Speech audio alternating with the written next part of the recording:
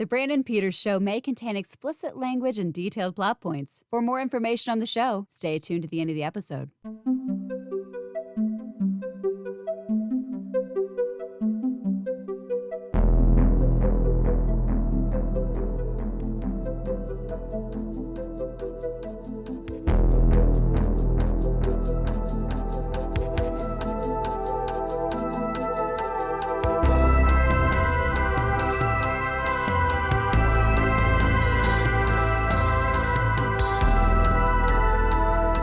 And now, here's Brandon. All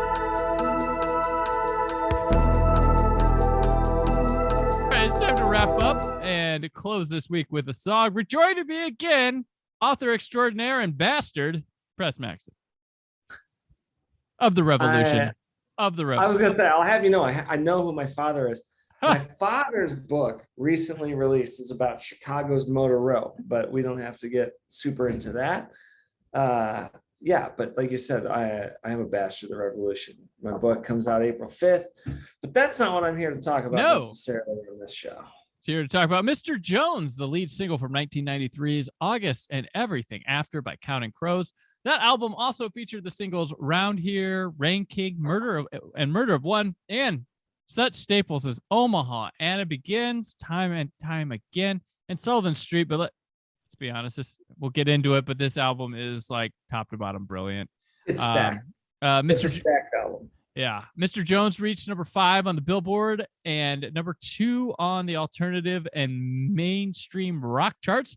It finished the year at number 7 overall on the Hot 100 airplay. August and Everything After went 7 times platinum in the United States, selling over 10 million copies worldwide. Yes. It was number 4 on the Billboard 200 for 1994, the fifth best-selling album of 1994. Counting Crows, huge. This, Mr. Jones, one of those songs and the video that you could not avoid in 1993-94. Like it was. So the last time we talked music videos, you made it pretty clear you were a Smashing Pumpkins guy, right? Like I like Smashing Pumpkins, yeah.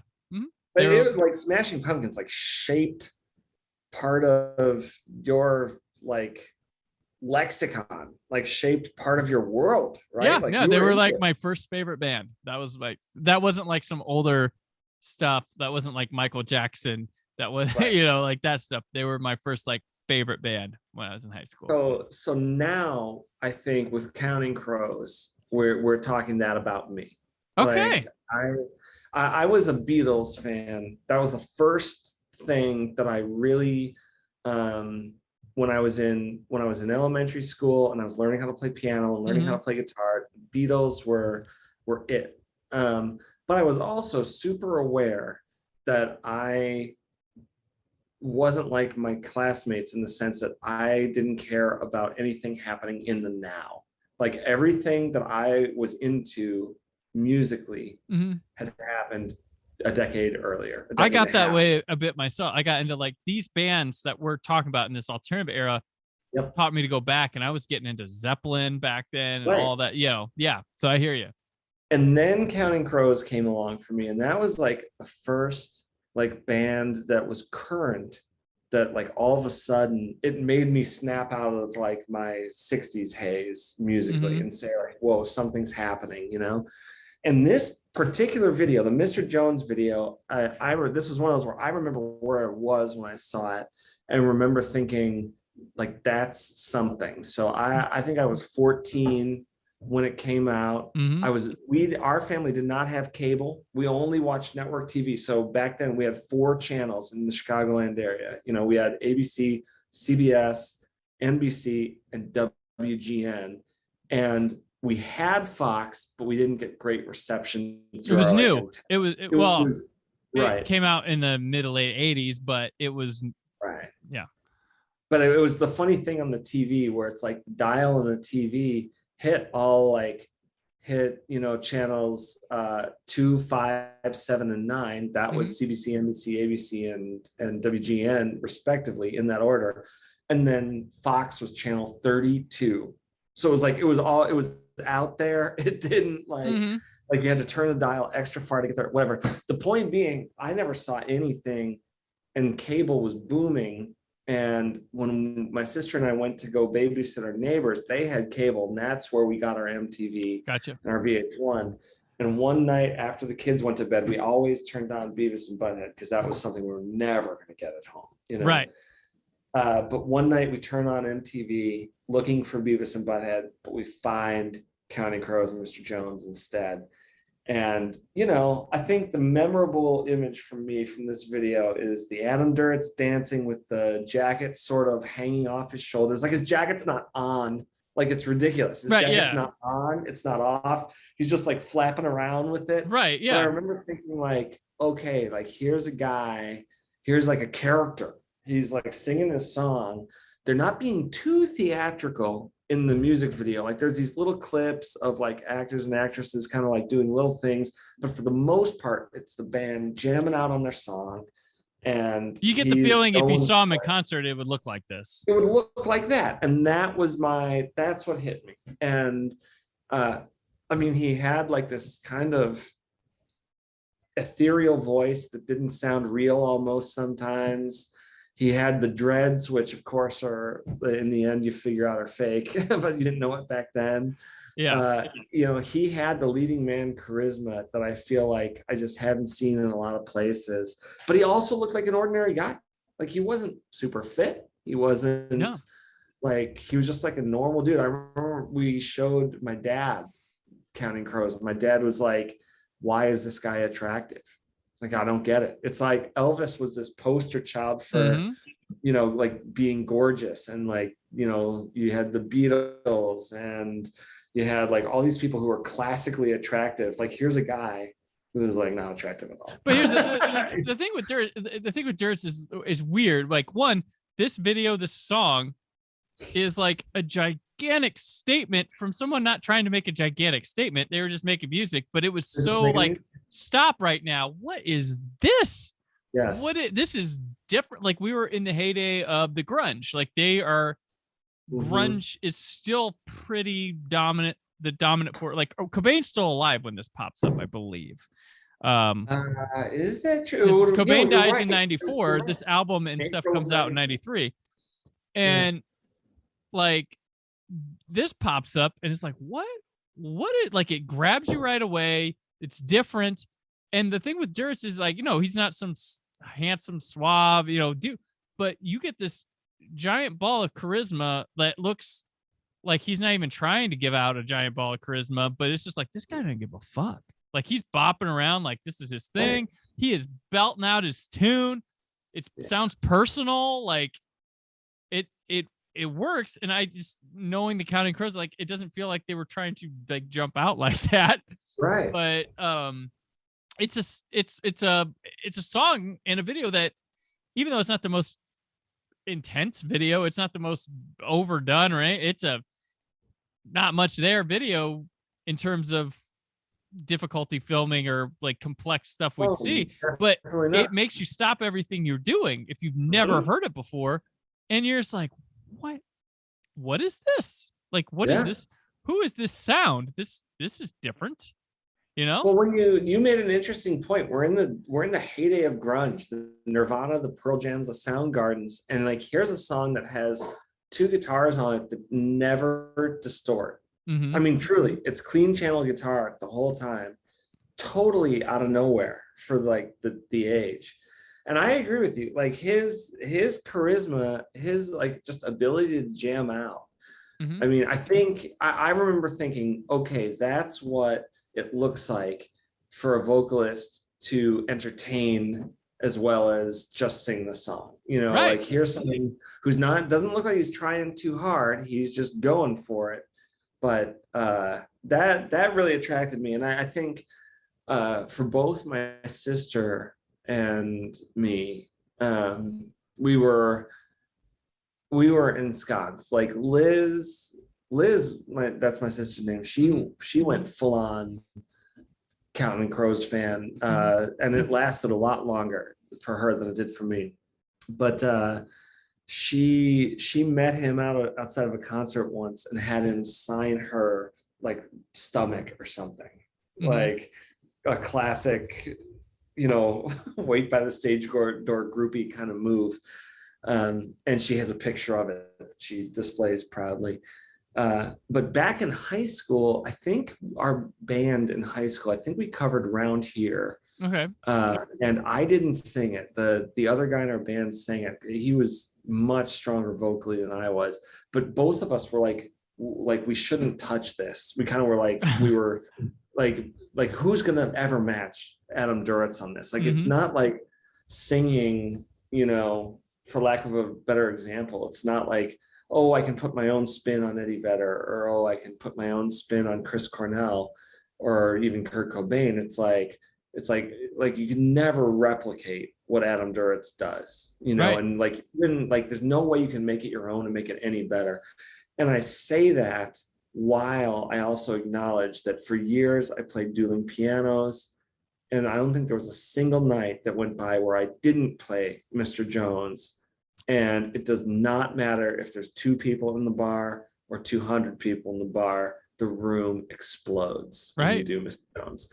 And like, and it could even be a room full of sober people, and you get to the part where it's like, what is it? I want to be a lion, and everyone goes, yeah, we don't want to pass this catch. Everyone does the yeah, and I mean, like that's guaranteed, you know. And to have that sort of ability, that wasn't me making them go yeah when I sang it. That was Adam Duritz. Yeah, and their memory of what that song did to them. You know, when we were all living in the 90s. So that's what I think of when I see this video. I watched it today in its entirety for the first time in many years, but it took me right back to that living room watching it. Yeah, I remember like my friends and I were listening to like the Pearl Jam soundtrack, and we quickly shifted to like listening to Counting Crows. It was like, that was the funny thing about, and I talked about this on an episode, I believe my guy who does my score for the show, Nate Utesh.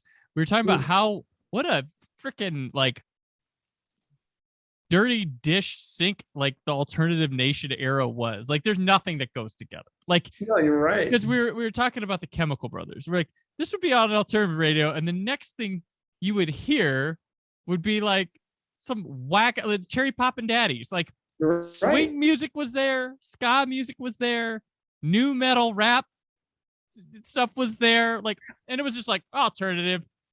It's alternative, and it's like, if it was the kids were listening to it and it wasn't rap or country, it was alternative.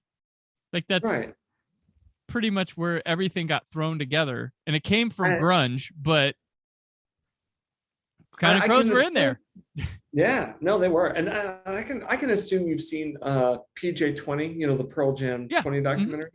So I thought one thing that was interesting in that was they asked Jeff Ament what influenced you, and they were like, well, we listened to everything. We listened to Motown R&B. We listened to the hard rock of the 60s. We listened to like the yacht rock of the 70s. We listened to the synth pop of the 80s.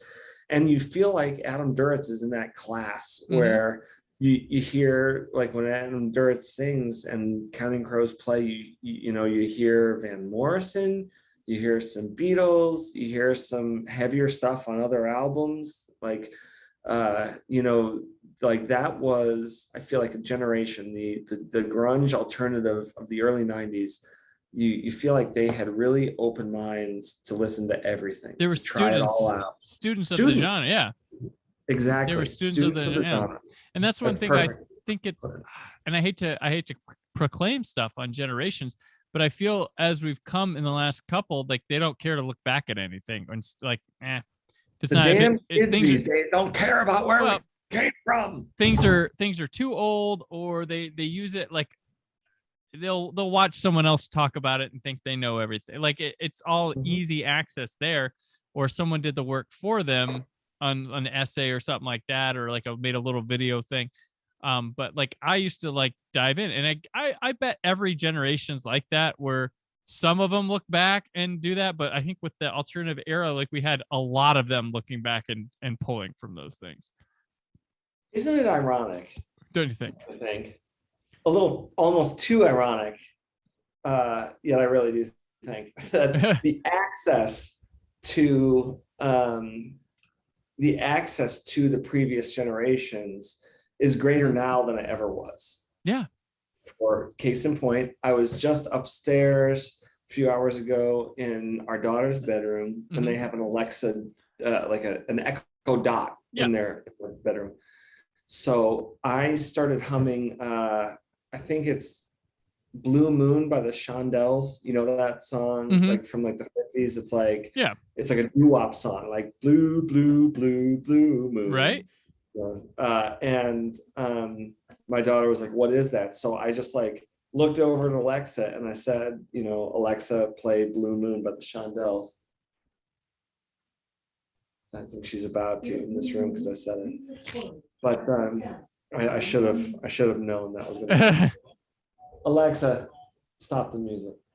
But it occurred to me in that moment when I asked the A word, when I asked the Echo to play that, I was like, when I was a kid, if you didn't have it on tape, if you didn't have it then later on CD, like you had zero way to hear it. I mean, and even when you college, wanted to, when you wanted to, right? You build up a legend of this thing to hear it, and then you get it, and you would do nothing but study it. Now you're like, okay, heard it. Exactly. Yeah. And even then in college, it's like we weren't where we are today. When I was in college, it was like the Napster, LimeWire era, where if you wanted it, you could probably find it, but there were still barriers. You'd have to go. It was impossible sometimes to find a high quality version to download. It was like, but also if you want to listen in your car, you had a limited amount of burned CDs to. Exactly. Whereas now it's like we can ask for anything. Like this in theory, this generation, can technically listen to more in a day than any other generation like ever. That's on a wide spectrum of genres. So I hope, my optimistic voice in my head says, I hope that, musicians now and in the next coming years are like reflect that ability, like reflect that, like almost in the way that the Adam Duritzes, the Eddie Vedders, were students of the craft. Right. But time will tell, and that's something, but I love that comes through in Counting Crows records. I love that you can hear it in August and everything after. Also, they are my wife's favorite band. It's the Counting Crows. Oh yeah. So I've seen them in concert plenty of time. Every time they come through, we check them out. And Mr. Jones, though, this is the funny thing. Like they don't like playing that too much anymore. Like they rifle through it, change lyrics. It's not even fun. Like the crowd gets excited when it first starts, but then you see everybody like looking around, like the hell's going on with this? Yeah.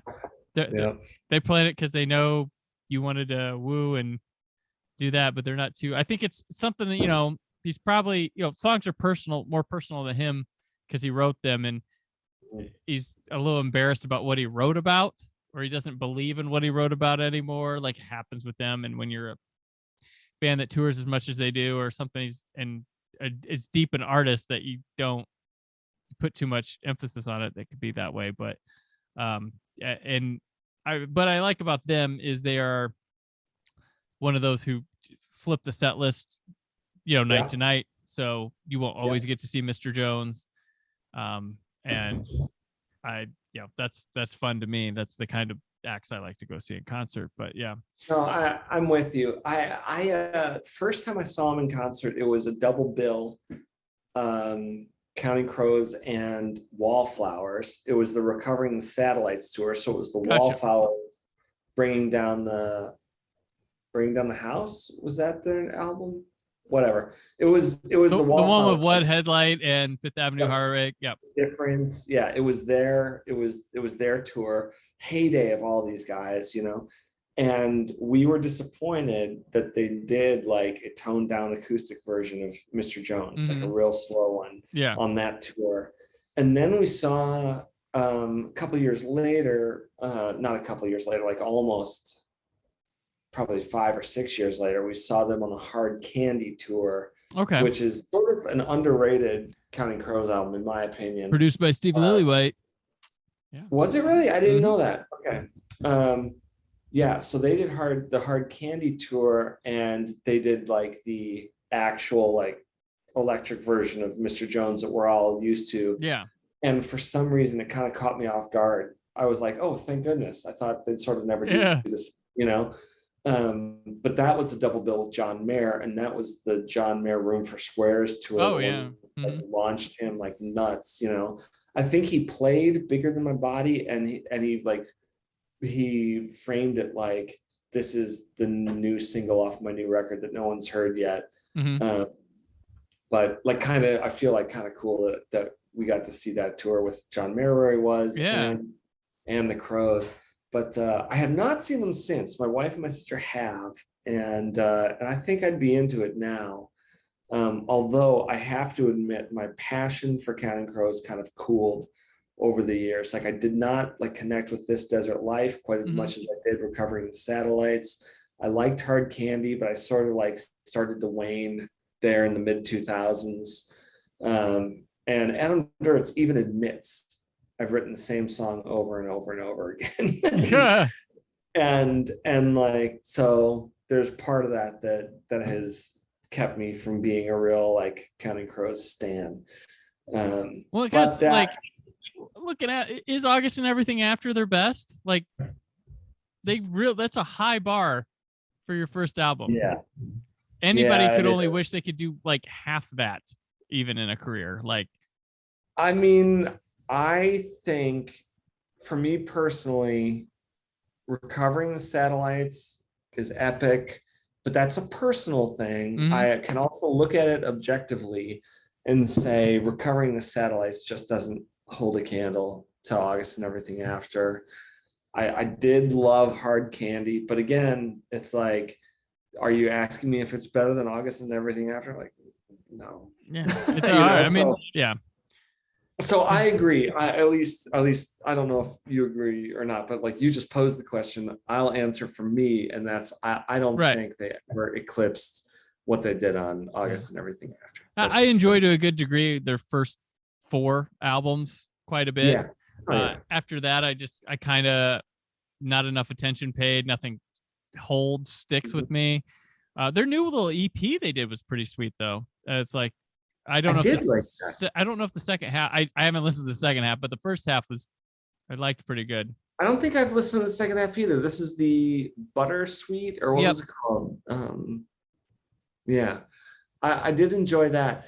Did you know, I won't name his name because I don't want to name drop, but the one of the engineers who worked on This Desert Life lives right here in beautiful Carmel, Indiana. Oh, wow. I think you did tell me that one time. Yeah. And he's like really proud of the fact that like, you listen to Hanging Around or some of the other tracks on there, and every now and then he'll be like, that's me on piano, or like, oh, I Mrs. Potter's Lullaby. Exactly. Yeah. So this August and Everything After was produced by T-Bone. Oh, T-Bone Burnett did Mr. Jones. Burnett. I don't know if he did. Did he do the whole album? Good question. I can't remember. I didn't look that up. The video itself was directed by Charles Whitmire, who only did some music videos, really. He did Us Three's Cantaloupe, number Dip Trip Flip Fantasia. Similar video to this, like similar stuff. And Suzanne Vega's Carmel. Not familiar with that one, but not a big old director. The video itself won at the 1994 MTV VMAs for Best New Artist. Listen to this roster it beat for Best New Artist video. Beck's Loser, Bjork, Human Behavior, Green Day, Longview, Lisa Loeb and the 9 Stories, Stay, I Missed You, and Michelle Nadegio Cello, If That's Your Boyfriend, He Wasn't Last Night. That's a fuckload of like, that's like a, I mean, all new that year, all breakout new in that year. Like, that's the soundtrack to like sophomore year of high school or something for me. Like, that's like, that's like that's an A-list who's who of 90s hit makers. Yeah, like I was just like, okay, there's not one forgettable in here. Like, I guess Michelle Nadegio Cello people might not remember now, but she was a big deal. Like, she did that song Mellencamp. She was, and that song title, If He Was Your Boyfriend, He Wasn't Last Night, or whatever it is like probably the best song title of the bunch. Oh, like, that's amazing. Yeah, it is. No, it's totally good. So much swagger in that phrase. Yeah. No, this is a good one. I think Counting Crows have like other cool videos as well. Long December's a pretty decent one with Courtney Cox. Oh, yeah. Uh, who dated Adam Duritz? Adam Duritz. Yeah, he has had a roster of women that's like, all right, that's okay, sure. Yeah. But yeah, you know, I think he was tied to Jennifer Aniston also at some point. Jeez. Like that's as difficult as dating a pair of sisters. Emmy Rossum, I believe he was with for Yeah. quite a while. Yeah. Yeah, he's been one of those guys that's like, oh, really? They went for him. All the other dudes in the world who look like ordinary guys, like look to Adam Duritz for inspiration. Yeah. In the dating world, probably. Yeah. Okay, so I looked this up because I was like, yeah, there's Samantha Mathis, Christina Applegate, Mary Louise Parker, Courtney Cox, of course, Jennifer Aniston, Weeds. yes. Jennifer From Aniston. Weeds, Mary Louise Parker from Weeds, right? Yeah. Winona Ryder and him had a fling in '94. Monica Potter, of course, because she got a song named after her. Laura Flynn Boyle. Wow. Yep, that's like he's the Derek Jeter of Counting Crows, I guess. So. That's an amazing for such a like weird, wild looking guy, like just interesting. But yeah, no, Counting Crows, they're a fun concert. I've enjoyed. He's a moody guy, so I've been before where I have been okay with the show. I'd seen better, but I have heard people bitching their whole way to the parking lot. Like there's one like oh no, I wanted to see Mrs. Potter's Lullaby, and I had never hit a show that played that. The one show I saw they played that, I heard like, why are you playing all these goddamn depressing songs? Why does he keep playing all those all night long? It was full of downers, and you could tell he just was not into it that night, like at all. But I've been to nights where he crushes it. I saw a tour closer once with him. That was kind of cool. With Nico Case opened for him. Oh, interesting. But no, they usually take it out on Holiday in Spain, which is a fave of mine. Holiday in Spain, I mean, that was off Hard Candy. Yep. That's a total masterpiece. Like, I feel like that's like apex right there. Like, boom. Do you write a song better than that ever again? I know. It's great. No, I mean, Holiday in Spain is one, I feel like that's such like an underappreciated Counting Crows song, because it came a little after their boom, like Hard Candy was sort of, that was the fourth album, right? It was like he's still got it. Like, if you want to confirm that, yeah. But basically. it was officially after their first wave of fame. They got those 3 albums, but there's a couple of gems on Hard Candy. I mean, there's well, it had their huge hit. They had that huge hit with Shrek. Well, is the Joni Mitchell cover, Big Yellow Taxi. That was huge. Which was like a bonus track, right? I think they re-released it and put that on there. Like, that came out like a little later. Like, for some reason, I forgot about that. I do think it was a bonus track, an unlisted bonus track on Hard Candy. Original issue, it was a hidden track. Okay. Yeah, a hidden track. But then they added Vanessa Carlton to it, and that became the radio one, right? Yep. They had her just going bop bop bop bop. So excellent recreation. You were right. Yep. That well, don't forget that I'm just talking to the audience now. Mm-hmm. Don't forget to tune in to my next episode, a holiday episode, where not only do we talk about the Muppets early in the week, but later in the week when we talk about 1,000 Miles by Vanessa Carlton. Vanessa Carlton. That's still to come. All right, there we go. Yeah. but no, you're right. Hard Candy, that album, to close out that topic, that album had Holiday in Spain. It had that great song Miami. It had the title track Hard Candy. I think it had American Girls from Shrek on there, maybe. Shrek was Accidentally in Love. I'm sorry. You're right. which it And- does and not maybe look like it's on accidentally- there. No, I think- that's not on there. But American Girls. American Girls, is. that was the lead single. It's a solid album, and that wound up bringing me back. Since then, with the benefit of hindsight, This Desert Life is awesome, but it didn't hit me at the time the way Hard Candy did. Yeah, worth revisiting. But I mean, like, again, let's all just like look back. Are we ever gonna like match the greatness of Mr. Jones and Round Here, and Omaha, and Anna Begins? Like, it's hard to say you will. Hard Candy notables. Not only, produced by Steve Lillywhite, we had Vanessa Carlton backing vocals on Big Yellow Taxi. Ryan Adams did backing vocals on Butterfly in Reverse, and Sheryl Crow did backing vocals on American Girls. Well, I don't remember that American Girls song being sold that way, but sometimes I always find it funny. The people that'll show up in the liner notes is like backing vocals and stuff on albums, and you're like, what? Right. They were part of that? Like, one of my favorite ones on is Dave Matthews Band. What Would You Say? Right. Michael McDonald is backup vocals. I did not know that. What would you say? Yeah. Now everybody knows John Popper on the harmonica, but Michael McDonald, doing backup vocals. That is wild. He also did Dancing Nancy's too. So you just imagine Michael McDonald. Hey la la la.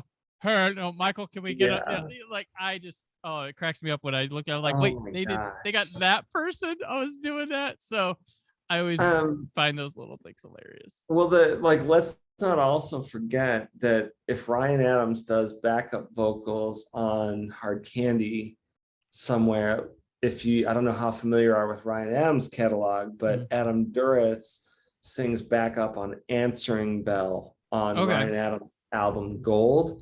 And I mean, Ryan Adams is kind of a dirtbag, and he got canceled last year or 2 years ago, and like probably he got canceled for good reason.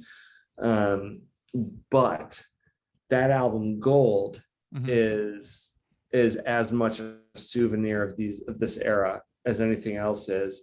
And Adam Duritz goes full Adam Duritz on the song Answering Bell off Ryan Adams Gold. So that's a recommended listening for me. Yeah. Well, it's not like assholes can't make good music. I mean, like, or make movies, or it's like, right. History is littered with artists who act like jerks. So, yeah. Yep. True. Okay. Well, this has been awesome talking Counting Crows with you. Like, good stuff.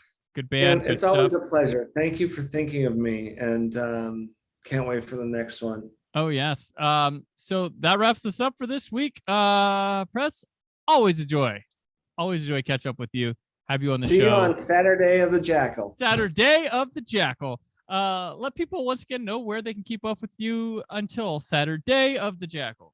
Of course. Find me on Twitter or Instagram at Pres Maxson. That's the @ PresMaxson. My new book coming out is called Bastards of the Revolution, April 5th. Really excited about that. Find me on Facebook at Pres Maxson Author. All right. And I'm on Twitter and Instagram at Brandon4KUHD. We're at work at YSOBlue.com. The show returns next week with some robots in disguise. But until then, stay film positive. Thank you for listening. The Brandon Peters Show is a Creative Zombie Studios production. Produced by Brad Shoemaker and Brandon Peters. Written and edited by Brandon Peters.